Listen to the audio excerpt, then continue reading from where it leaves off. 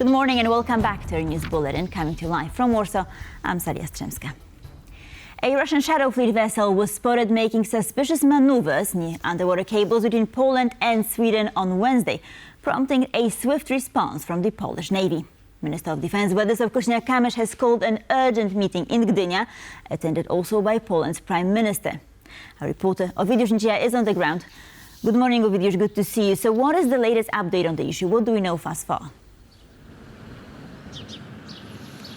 I'm in front of the Maritime Operations Center in Gdynia. Here, an emergency briefing is underway. The Polish Prime Minister, Donald Tusk, is in attendance. He is meeting with the Polish Navy to discuss what the Navy knows about the recent incident on the Baltic Sea. The Polish Prime Minister has said that Poland is treating such incidents with utmost seriousness and they are not overreacting. What happened recently on the Baltic Sea was a Russian shadow fleet vessel was doing suspicious maneuvers in the near vicinity of Polish undersea cables which connect Poland with Sweden.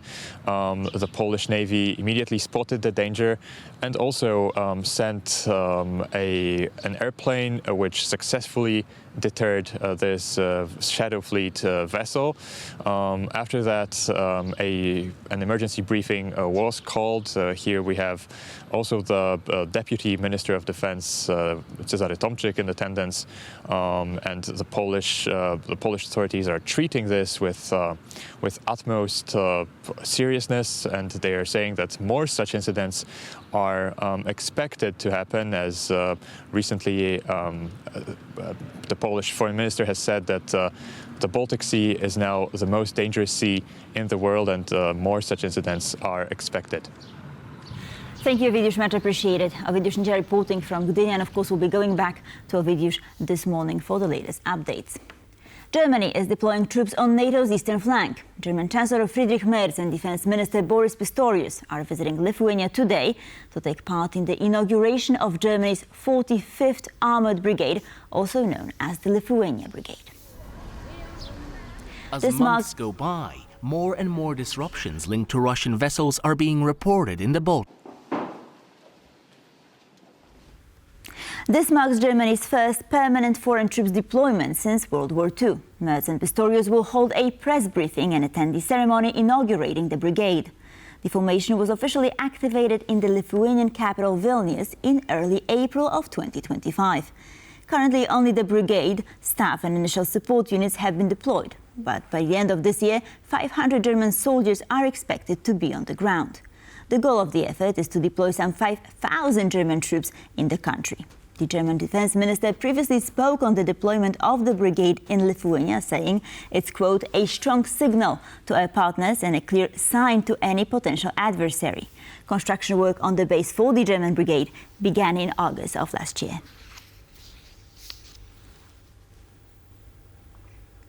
It is very likely that technical-level talks between Russia and Ukraine will take place next week, Finnish President Alexander Stubb said on Wednesday. He added that this would be the highest possible level of talks. Stubb further shared that the venue for the talks could be the Vatican. On Tuesday, Italian Prime Minister Giorgia Meloni said that Pope Leo XIV confirmed to her that he was willing to make the Vatican available for Ukraine peace talks. Amid speculation that the United States might be withdrawing from the mediation process and leave the peace negotiations to Russia and Ukraine, Stubb also confirmed that the US has not abandoned its role as mediator. Moreover, he asserted that there are now more mediators, including Europe. US Secretary of State Marco Rubio said yet again that there are no military solutions to the conflict in Ukraine and only negotiations can end the war. During the hearing at the US Senate, Rubio went on to say that Washington expects a peace proposal from Russia in the next few days. He also dismissed questions from lawmakers asking him whether he would describe Vladimir Putin as a war criminal.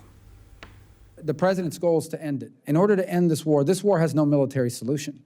This war will end at some point in a negotiated settlement. And the question is, when does that happen? The sooner it happens, the less people will die, the less destruction there's going to be. It has to be a negotiated settlement to a peace that is sustainable, not a peace that lasts for 3 years and then restarts another war. In order to get to that peace, in order to get to that negotiation, you have to be able to talk to both sides. And both sides are going to have to make concessions. We hope we can have a peace deal. Again, it's difficult. The Russians are supposed to produce a document or a memorandum of peace, as they've called it, in the next few days that will outline what they will require for a ceasefire that could then lead to a broader negotiation and then a final settlement. And I think we'll learn a lot from what that memorandum of peace contains. If it's reasonable, then I think we've made progress. If it's not, then I think we're not any closer here, and the president will have options available to him. And now the latest update from Ukraine. An overnight Russian drone attack on the Dnipro region of Ukraine damaged several power lines and sparked several fires in multiple areas. Meanwhile, the Ukrainian army launched a strike of its own, targeting Moscow and cities in neighboring regions of Russia. Russia's attack targeted the cities of Pavlograd, Nikopol and Marhanets, significantly impacting their power grids. While the strike on Pavlograd damaged an industrial building, the attack on Nikopol and Marhanets damaged 4 private houses. According to the military administration of the region, no one was killed or wounded in the attack. Meanwhile, Ukraine fired UAVs at Moscow and neighboring regions.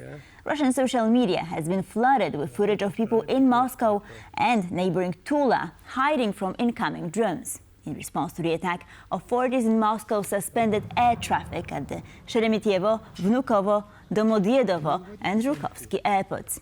The mayor of Moscow, Sergei Sobyanin, said the local air defense intercepted 23 drones flying towards Moscow, adding that emergency services are working to clear the fallen debris.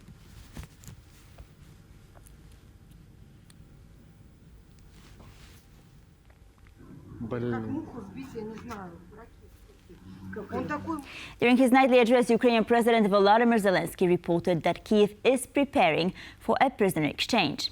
He also added that he spoke with Polish Prime Minister Donald Tusk about Ukraine's EU accession process.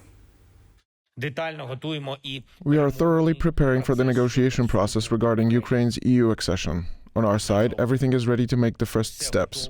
I also spoke about this with Polish Prime Minister Donald Tusk. Poland currently holds the EU presidency, and it's important that this be a productive term. I also spoke with NATO Secretary General Mark Rutte. We discussed possible formats for meetings and joint efforts. Together, we are strengthening diplomacy. And one more essential point. We are preparing for a prisoner exchange. Practically every day I receive updates. We must bring all our people home, no exceptions. We verify information on every name. We are doing everything we possibly can, truly doing our utmost. Glory to Ukraine. A monument to the murdered Polish prisoners of war at the Miednoye War Cemetery in Russia was vandalized, according to Poland's foreign ministry. In the act, the Virtuti military cross and the 1939 Defensive War Cross were removed from the tombstone. Polish Foreign Minister Radosław Sikorski asserted that the act was done on the orders of the Russian state, adding that it constitutes an unacceptable attempt by Russia to rewrite history. The ministry informed on Wednesday that it demanded the Russian side immediately restore the Miednoye War Cemetery to its original condition. At a briefing in Brussels on Wednesday, Sikorski announced that an appropriate note would be sent to the Russian side. Unfortunately, our monument to the murdered Polish prisoners of war in Miednoye was vandalized. The Virtuti Militari Cross and the 1939 Defensive War Cross were removed from the tombstone. This was not done by vandals. It was done by the authorities of the cemetery complex on the orders of the local Tver prosecutor's office, and therefore on the orders of the Russian state. I want to declare to you that we will defend these crosses, because we do not agree to Russian historical lies. Poland is reportedly looking to invest in 788 additional missiles for the Patriot air defense system. The potential sale, which still hasn't been finalized, is valued at around $5.8 billion. According to a report from Defence 24, which first broke the news, the Journal of the House of Representatives had a mention of an offer to buy said missiles by the Polish government made on May 19th. Combined with Warsaw's previous acquisition of 4 batteries of Patriot air defence systems in 2017, The full price of Poland's order comes to around $16.3 billion. According to US law, the Congress has 30 days from the date of the order to examine its inventory and potentially veto the purchase. The missiles that Poland ordered are used for shooting down short-range tactical ballistic missiles, as well as cruise missiles and aircraft. Poland's lower house of parliament has passed a comprehensive ban on the sale of e-cigarettes to minors, including both disposable and reusable ones, regardless of their nicotine content.